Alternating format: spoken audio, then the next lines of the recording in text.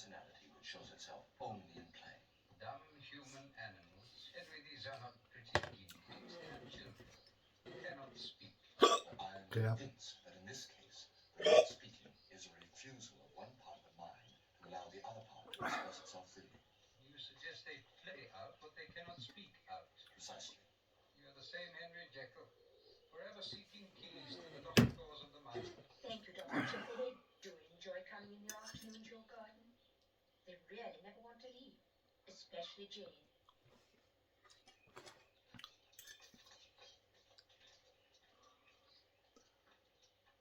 You see, Ernst, all of my experiments are directed towards the freedom of the creature imprisoned within. In your paper, the paper that began all this trouble, you wrote of two creatures. In every human personality, two forces struggle for supremacy. I understand. But it was Sake. before you could prove. Now I don't have to prove it. Resigning my appointment freed me from idiots who are no more scientists because I am a priest. You have been missed, Henry. Yes, they must have been short of jokes since I resigned.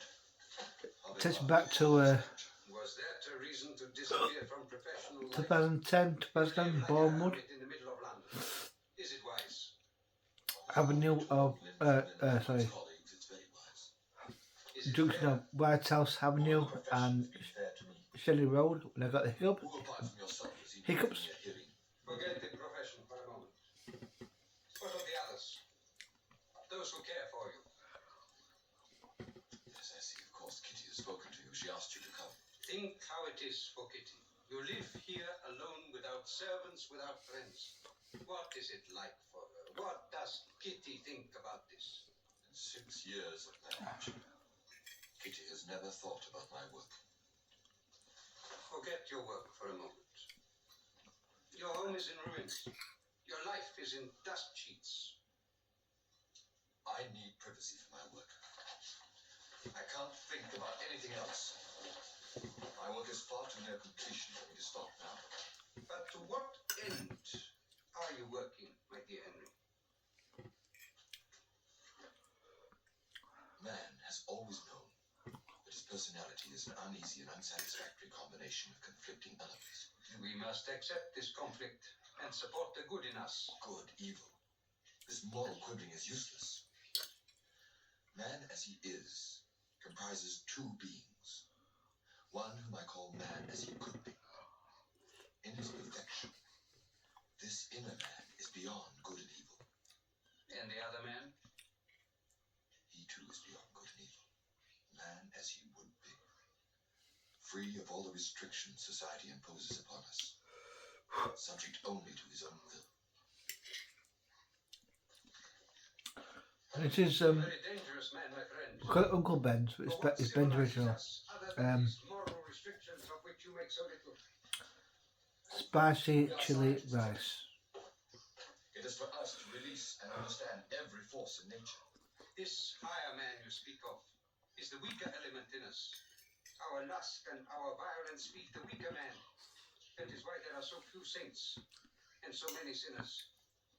Will you cut evil out of man with a scalpel, Henry? How you fall back into the conventional way of thinking. I am not concerned with a moral operation, but with the control of every resource of the human personality by science. Yes, Doctor. Quietly now. Quietly. That's it. Quietly.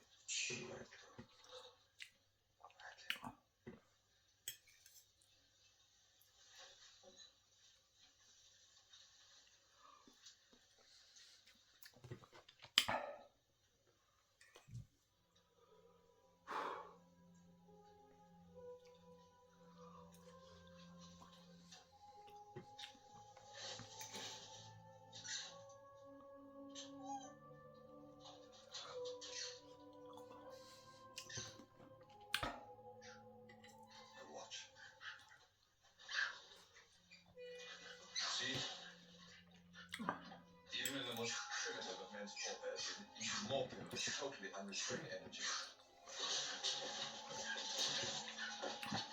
What is monsieur, turned a placid, affectionate little animal into a miniature devil. Within 4 hours, when the drug has worn itself off, he will revert to his former placid self.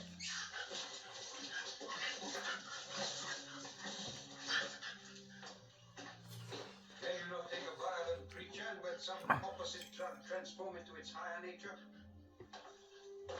I am working to that end, but first I must understand completely the enemy I have to fight against. Henry, have you experimented with this drug upon any other creature? Excuse me, Professor. Sorry to disturb you, Henry, but I'm working, Kitty. I'm sorry, Henry, but Paul Allen is here again. Don't give in to him, Henry. He's such a useless waster. You will excuse me. I will be late for my lecture. Do stay longer. It's so good to have someone who at least begins to understand. I will come again as soon as I can. Goodbye. Let me tell Allen to go. All Paul ever wants is money, my dear. Tell him I will sign his notes as usual. But Henry, he takes advantage of you. If only you'd give a little more attention to... If only you could understand, Kitty. If only you could begin to understand.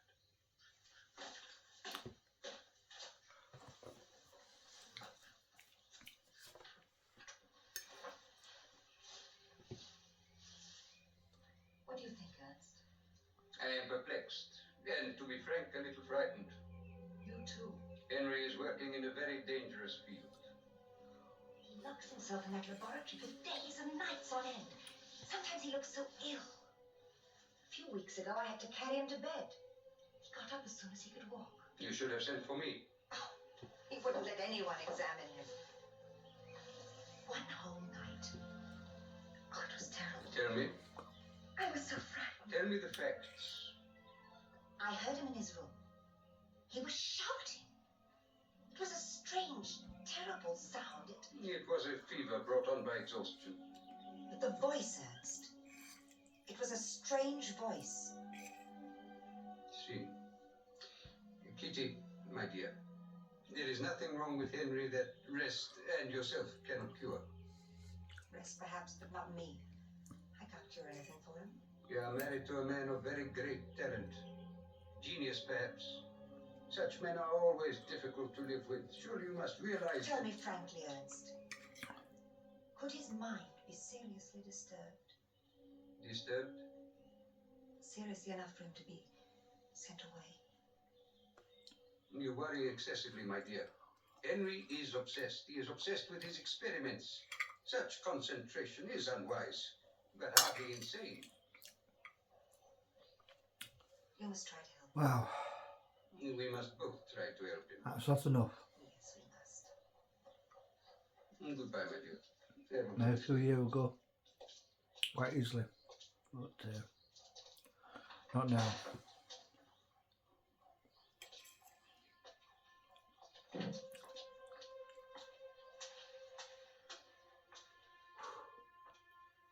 Well, Well, don't look so grim, Kitty. I hate to ask him for help so much as you hate me for asking for it. at least you admit that the situation lacks dignity. What did he say? You and Henry are such children. As long as you have your toys and he has his, you're both happy. Damn it, Kitty, the hounds are at my heels. Stop enjoying yourself and tell me about it. Against my wifely advice, dear Paul. Yes, Henry will save you once again. You're too good to me, Kitty. I am. Far too good. I will never put you in this position again, believe me. I don't want you to lie for me. Of course you don't. I don't deserve you, Kitty. You don't. But I deserve you.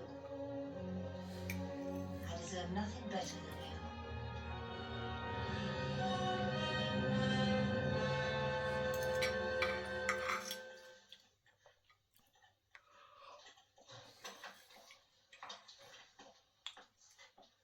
I'm sorry you won't come.